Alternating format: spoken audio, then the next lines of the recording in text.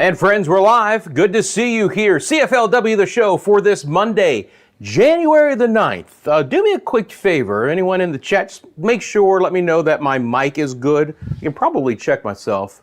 Yeah, it looks like my mic levels are fine. Didn't have a chance to test it beforehand. But anyway, great to see you guys on this Monday. I think we're good to go.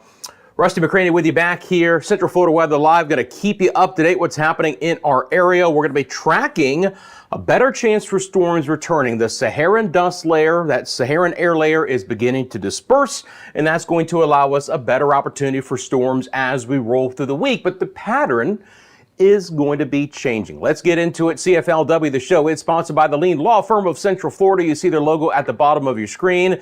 They're your hometown homeowners insurance attorneys. They do cover the entire state, friends. We are in storm season. Obviously, we're in hurricane season, but we're in the wet season as well. And we get those rowdy storms in the afternoon.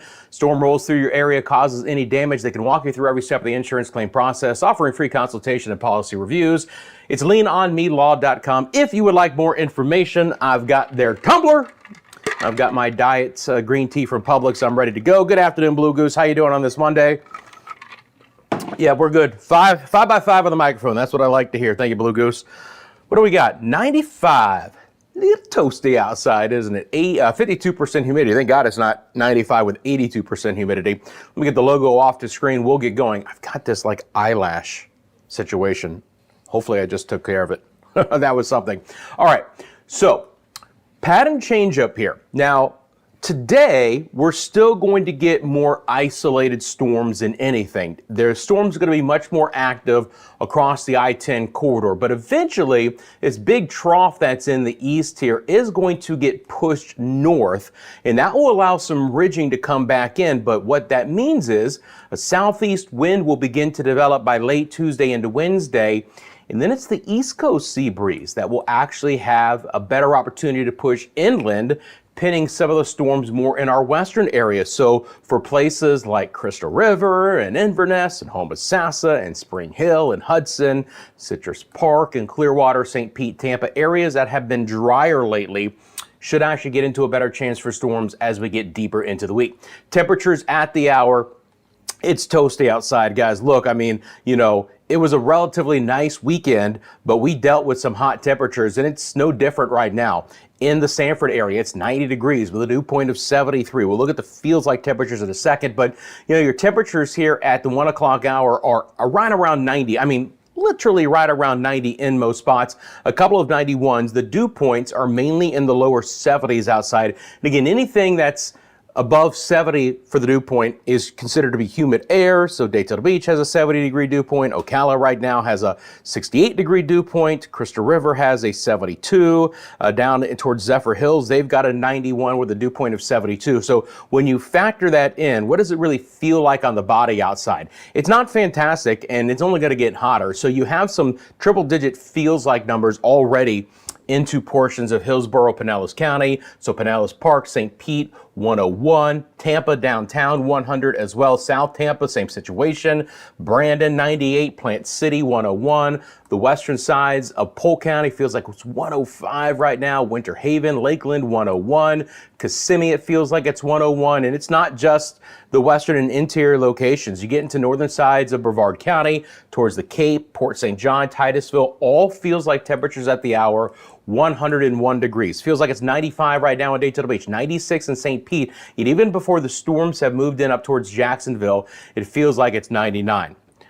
I-10 corridor close enough. Yeah, you should get a couple of storms today, Blue Goose. You're going to be right on the edge, but you're going to have the opportunity. And look, it's not like we're going to be completely dry here in Central Florida. We are going to get some storms to move through. They'll just be more concentrated and stronger farther north. And overall, our rain chances are going to be coming up. Stick around. I've got your 3-day forecast coming up across Central Florida as well. But we still today have a west to east wind for the most part here. When I bring on your current low-level winds, you're going to see that there is a touch of a west component to this. So everything should continue to mainly track from west to east. But eventually, as high pressure gets centered to the to the east of us, and we'll push in the clockwise winds around it. We should start to turn our surface winds more out of the southeast, and that'll be happening late tomorrow and especially beginning on Wednesday, which should actually switch the complete direction of the storms and push them more east to west, favoring central and especially western sides for the better rain chances. But for today and tomorrow, it's still going to be interior in the I-95 corridor. So from St. Augustine to Palm Coast, Daytona Beach, back down to Titusville, Palm Bay, Melbourne, Merritt Island, Port St. Lucie, places like that. We'll have the better opportunity for storms for the remainder of this Monday. What do you say we take a live look to our cameras here on CFLW? We'll start off in Winter Garden, western side of Orange County. You can see the building cloud coverage there. But again, it's not the worst thing in the world, right, to have a little bit of cloud coverage right now to try and at least get you a little bit of a break from some of that direct sunlight. Notice there's a little bit of vertical development to the clouds, and again, everything moving off from west to east. So these storms could develop in and around the Winter Garden area, just like they have the last couple of afternoons, and then become a little bit more prominent along and east of I-4. That's a situation that I do expect for later today. Live look outside to Conway. Now, again, this is just southeast of downtown Orlando. Still fair weather clouds, still a little bit of haze. Look, you know, the Sahara dust layer is still present, but it is dissipating and really won't be a factor in our weather after tomorrow. We'll start to really clear things out again, but note a bit of haze in the sky for today. And again, that is a drier layer of air, and that does suppress a little bit of potential development otherwise from what we could normally see. And then a live look to the attractions area, Lake Buena Vista. Again, this camera is just 1 mile from the Magic Kingdom and the Disney property in general, and we are looking back towards the south, towards the Disney property. And again, a bit of haze in the sky, especially you can see this from this horizon view. Cloud coverage is out there, you know, nothing outrageous, but again, expecting it to stay, you know, partly to mostly cloudy from time to time, and obviously the storm chance will continue to build as well. All right, back over to the weather computer. And again, you guys have any specific questions about the forecast, feel free to let me know in the comments section below. While you're here, thank you so much for taking a quick second and dropping a like. Just like Blue Goose, you want to drop a comment in. I really do appreciate that. Again, it actually helps the channel out because that interaction allows the YouTube algorithm to say, hey, people like this channel, they're commenting, they're interacting. We're going to, you know, promote this channel to those who don't even know that it exists. Now, risk of severe storms for today. You can see what I mean. We're just on the border of the opportunity for some stronger storms. The risk for us is not really going to happen. I mean, I can't rule out a pulse thunderstorm that becomes marginally, you know, strong or severe. Main threat would be winds of 40 to 50 miles an hour. It's really small sized hail. But again, that is typically not going to be the case. These storms should behave themselves and maybe get a cooling thunderstorm in the afternoon. We'll get the HRRR model coming up in just a second. But note that there is a very large swath of potentially severe storms all the way from Arklatex that bends into the Ohio Valley and portions of the Northeast, another little center in the southern sides of the Great Lakes, southern sides of Michigan, and a secondary area or a third area, portions of New Mexico and into West Texas. So there's a lot of active weather to the east, and we have 2 named storms in the East Pacific and a 4th area. So we've already had Alvin. We now have Barbara, and we have Cosme, which I believe is how you pronounce it, could be Cosme or Cosme. And then we have another area here. It's unbelievable, but our area, and we'll look at the tropics in a second, but our area is still quiet. The Atlantic Basin has cooperated itself over the first week of June. So again, generalized thunderstorms expected for today, but we'll get some severe storms as we get into the afternoon hours a little bit farther up to the north. When we look at the composite radar here right now out of that area, and I'll even bring on the warnings for you guys as well. Anywhere that you see a red polygon is going to be our severe thunderstorm warnings. The yellows are just your special weather statements. So we've got several special weather statements across I-10, and then these storms are blowing up just west of Valdosta towards Thomasville. And again, the red polygons are going to be your severe thunderstorm warnings. Pretty nasty storms across I-75 towards Valdosta right now, but notice that their movement is west to east. There's not a lot of push south with these severe storms. They should generally stay across the I-10 corridor. Again, could they slip down towards Alachua, St. Johns County, maybe northern Putnam, northern Flagler? Yes, it's not out of the question, but hopefully even the storms that are beginning to develop right now at the hour in the northwest side of Flagler County and into Putnam County towards Palatka will cooperate, and they'll just be passing showers with a few isolated, rumbles of thunder out there. Lightning count, I'll bring that on for you guys as well. Relatively impressive over the last couple of hours with these storms. But again, not expecting the bulk of this activity to make its way this far to the south. Have they thrown a watch on as of yet? Doesn't appear so. So this would be any severe thunderstorm watches that are currently in effect. I was waiting to see, they haven't yet. So right now, we're actually void of any severe thunderstorm watches. Excessive rainfall is going to be prominent in the southeast for today, but again, north of our area. So you can clearly see these areas could have the potential for some isolated flash flooding to the north and west of us. So let's break down how this is going to play out for the remainder of today.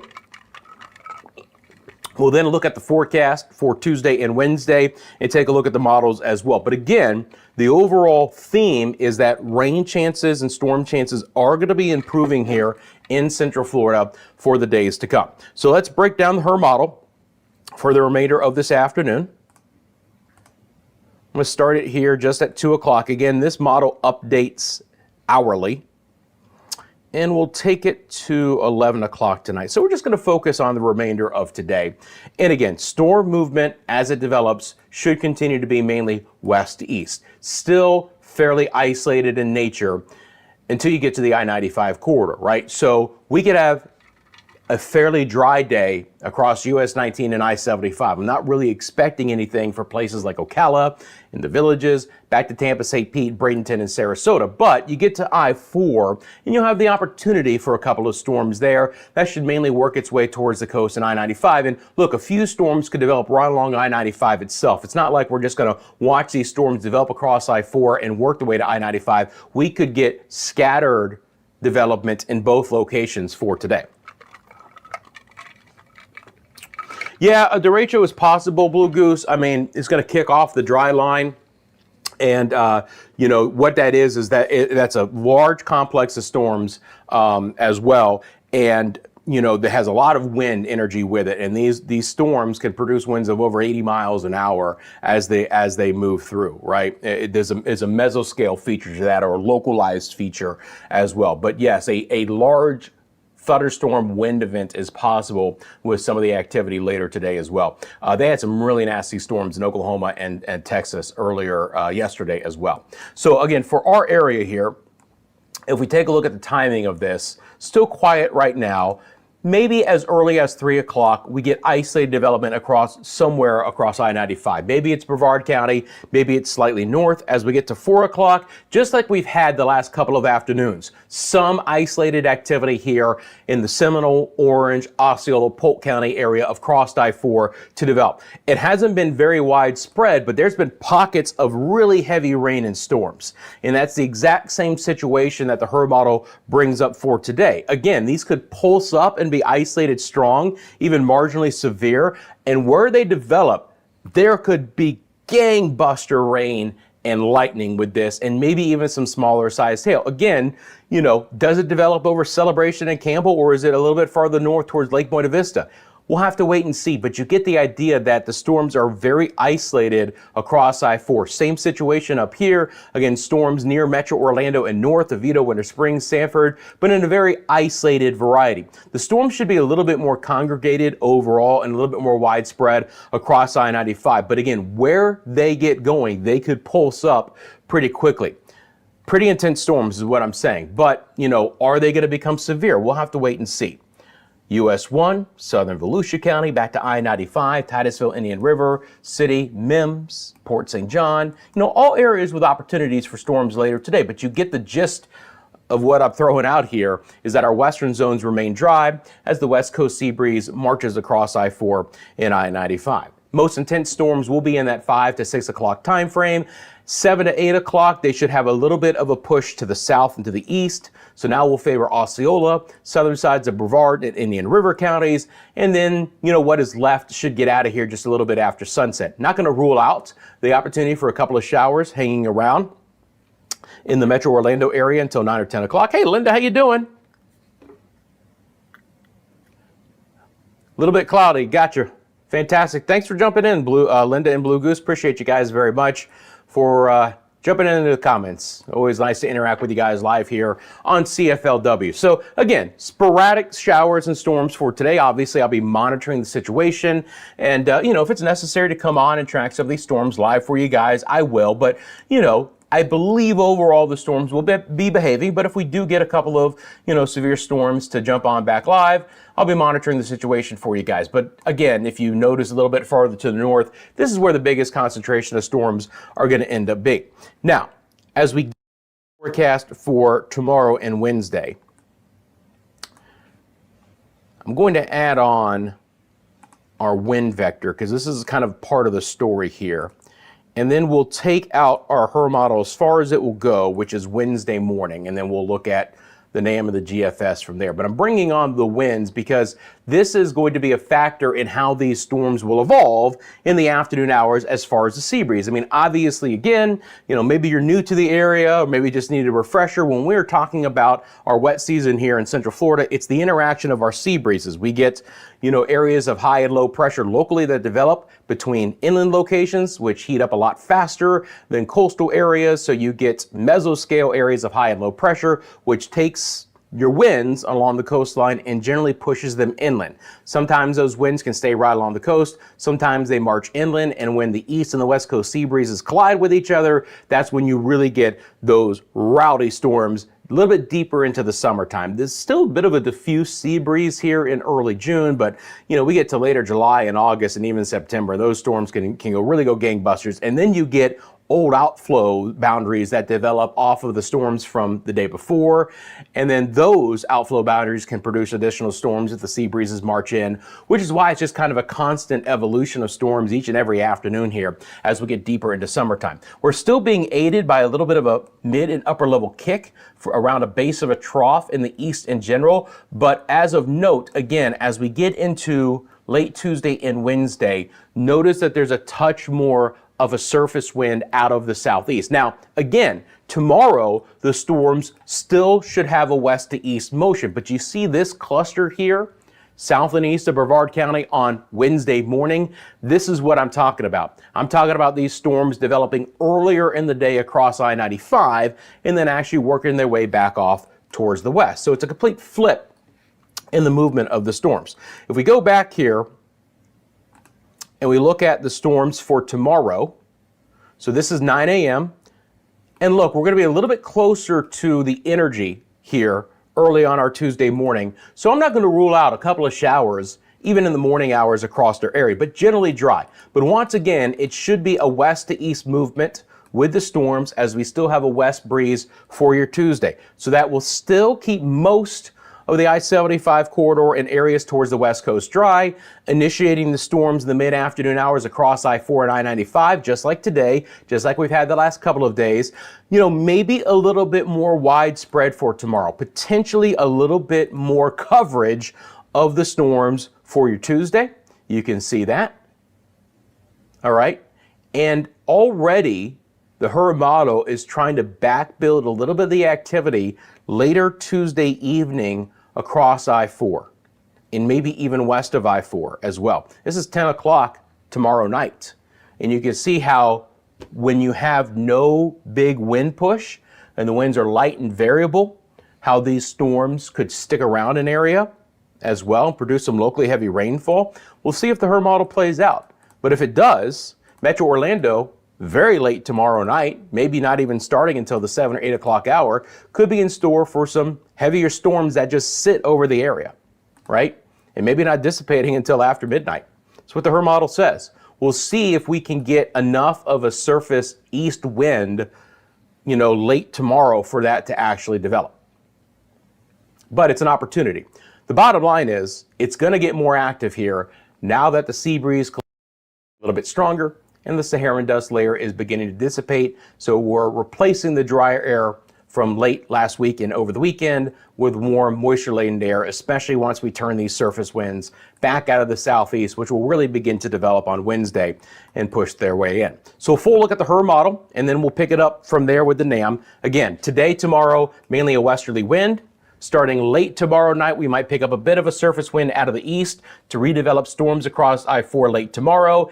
And then starting on Wednesday, storm initiation across I-95 could actually occur fairly early in the day and pushing and building the storms from east to west. So a complete flip in how this could play out in our area here beginning on Wednesday. And that could be a pattern that actually sticks around the rest of the week, at least through Friday, if not even the weekend as well, where we have more of an East Coast breeze that pushes inland. So you get the rain earlier in the day, but then it actually is beautiful along the East Coast in the afternoon hours, and storm coverage builds from I-4 to I-75 in the late afternoon hours. So places like Ocala, the Villages, and Lakeland, and Leesburg and Tampa, St. Pete, even Metro Orlando end up having a little bit better chance. Of course, Metro Orlando is always right in between. It's always an interesting thing because, sea breezes are a little bit more active overall in interior locations, at least for the opportunity. Now, they can be more intense along coastal areas if the sea breeze gets penned, but generally speaking, interior sections have a little bit better chance overall this time of the year. So let's get into it here. Let me drop off the wind layer, and let's bring on the NAM. Now, the NAM will take us out through Wednesday night. And we can even see what it's going to be doing here with the next couple of days. But everything I've seen. Hey, Sin, how you doing?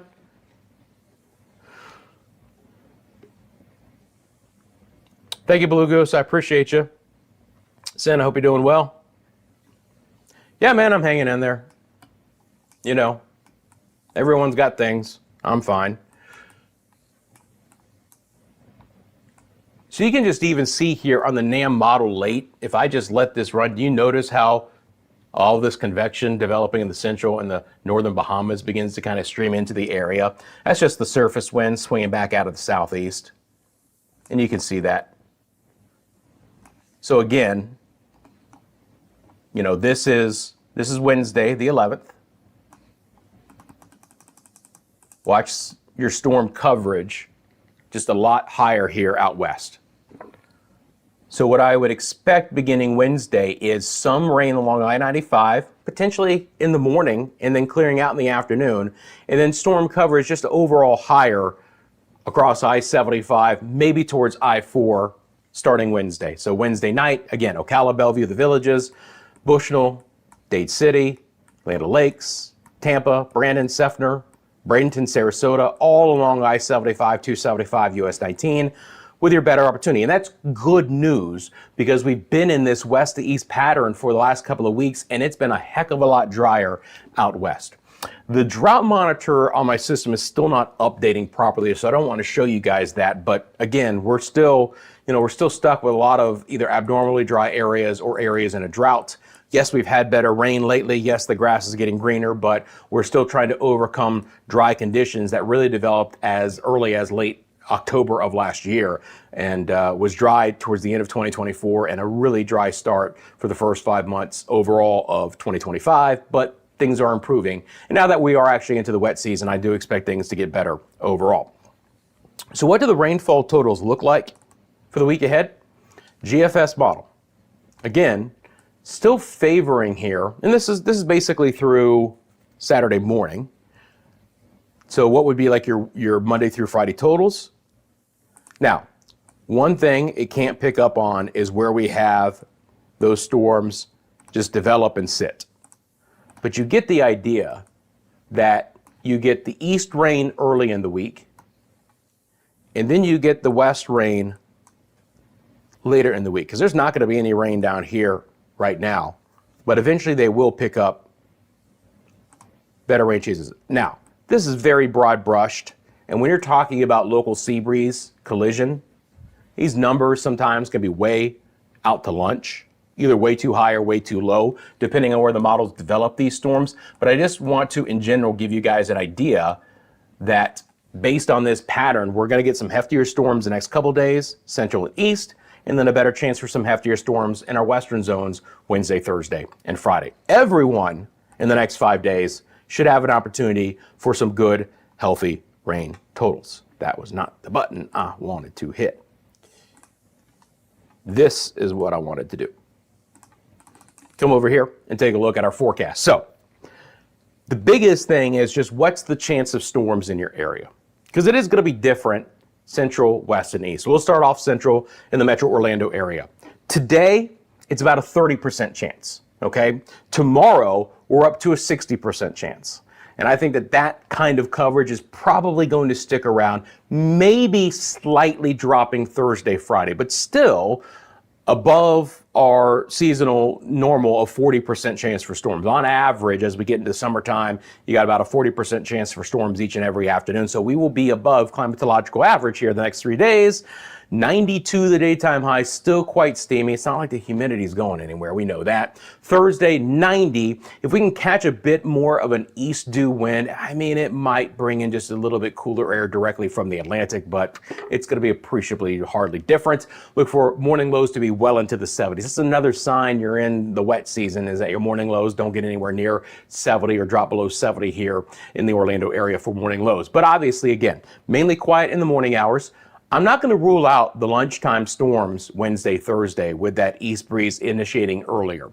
So again, passing showers today, passing showers and storms tomorrow afternoon, slightly better chance for a few storms around lunchtime and then moving west on Wednesday and Thursday. Now Tampa, again, it's a complete flip, right? Basically dry for today. A few thunderstorms are possible to develop along the west coast tomorrow afternoon, about a 40% chance, and then it's just going gangbusters. Widespread storms Wednesday, Thursday, likely Friday as well, especially in the late afternoon hours, potentially lasting into the early evening. So Tampa, Clearwater, St. Pete, Brandon, get ready for some storms and some healthier chances for you guys. 70% chance at least.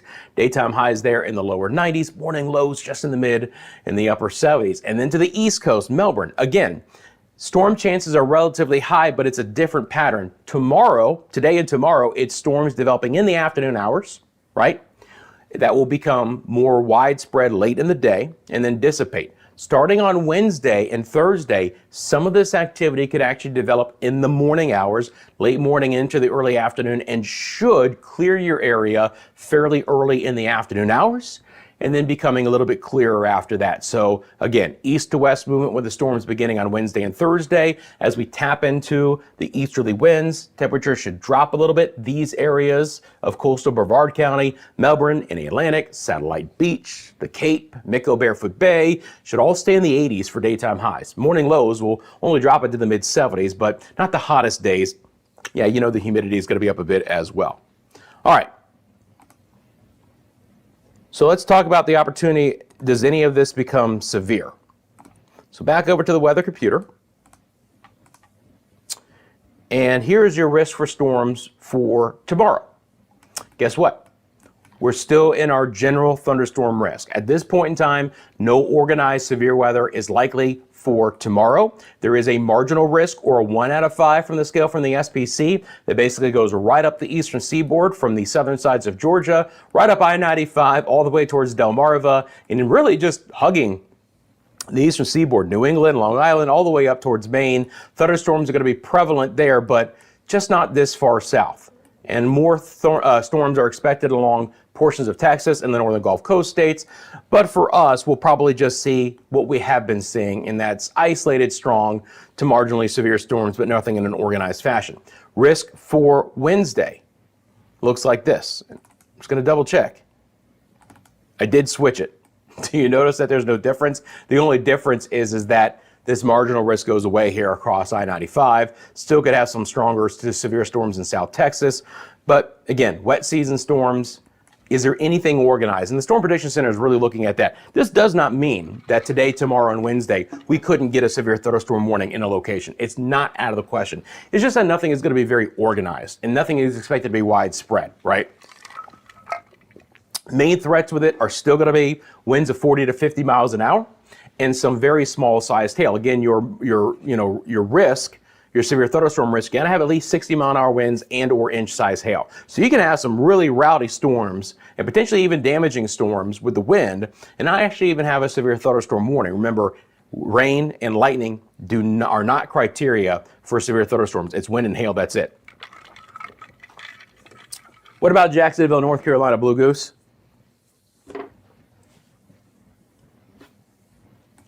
I know North Carolina well. I just don't know the question. Did I miss something?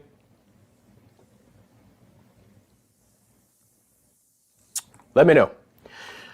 Let's see here. What have we not talked about yet? I'll bring on the advisories. I don't believe we've got anything in our area, though.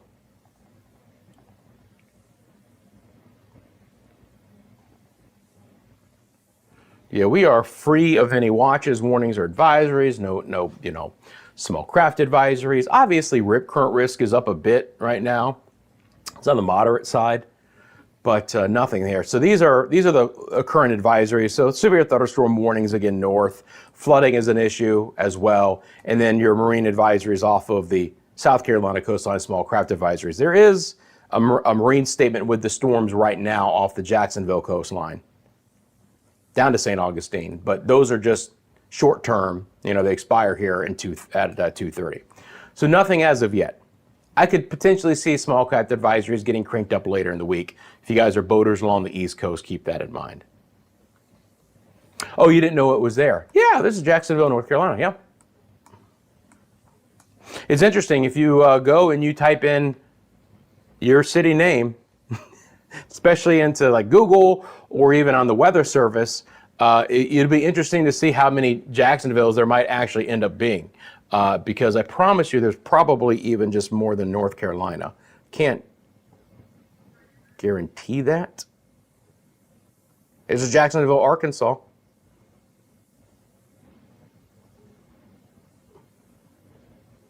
Of course, the hardest thing with this tablet without having a keyboard is spelling it correctly. Yeah, I didn't even come close. At least from what I can see, there's a Jacksonville, Florida, North Carolina, and Arkansas. So, potentially 3, and a heck of a lot of Jacksons. But Jacksonville's, looks like we got 3 of them.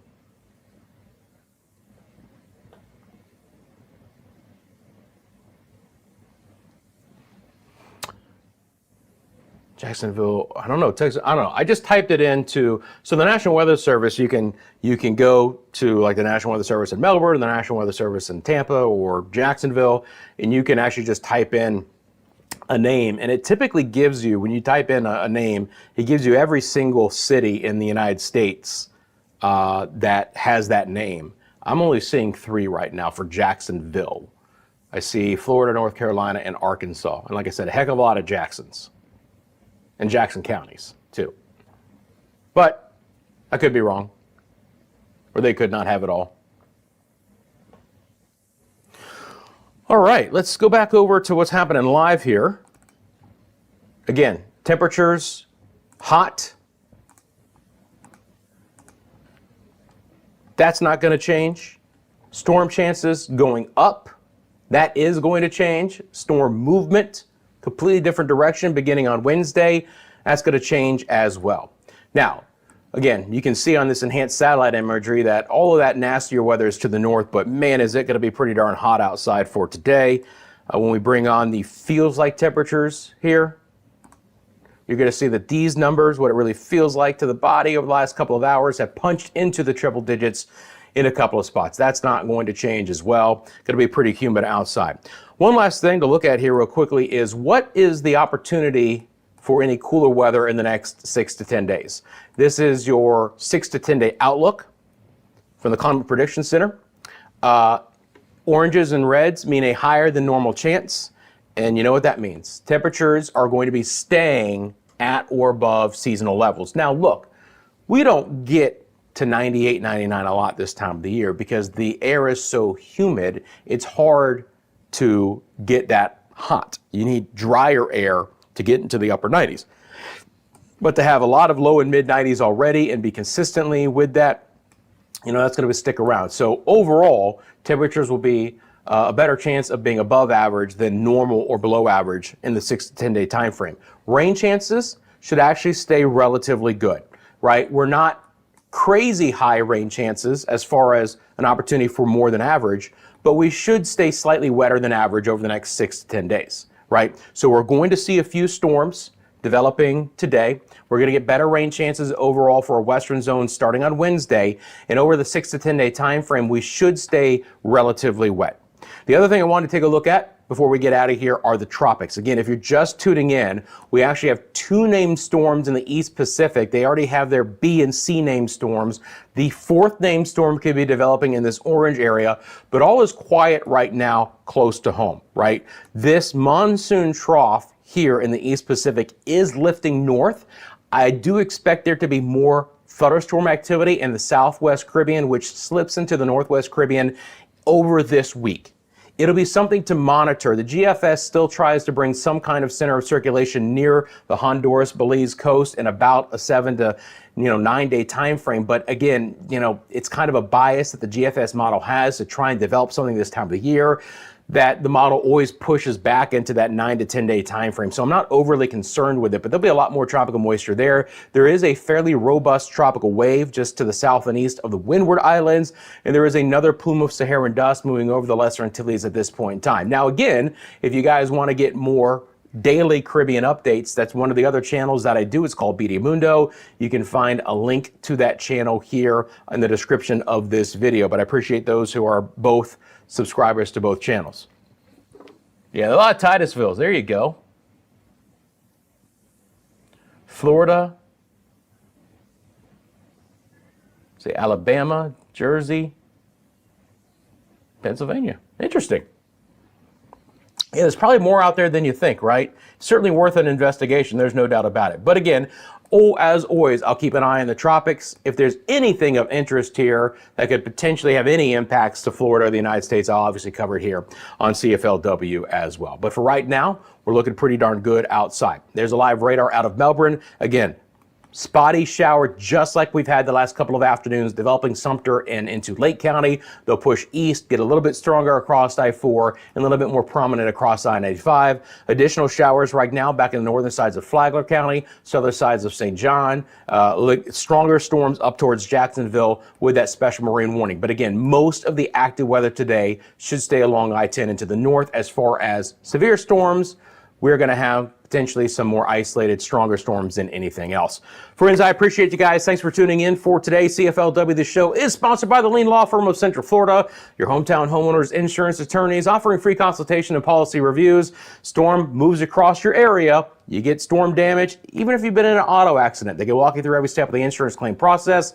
We appreciate them so much. It's leanonmelaw.com if you would like more information. As always, friends, thank you for taking a quick second, liking this video, subscribing to the channel. I appreciate those who tune in for the live video portion of this, Monday and Fridays at 1 p.m. Of course, you can watch this at your convenience anytime. This becomes an archive video under the live tab here of the CFLW YouTube channel. You can drop a comment in at any time I go back and watch, and I'm happy to respond to any comments, even in the recorded version of this.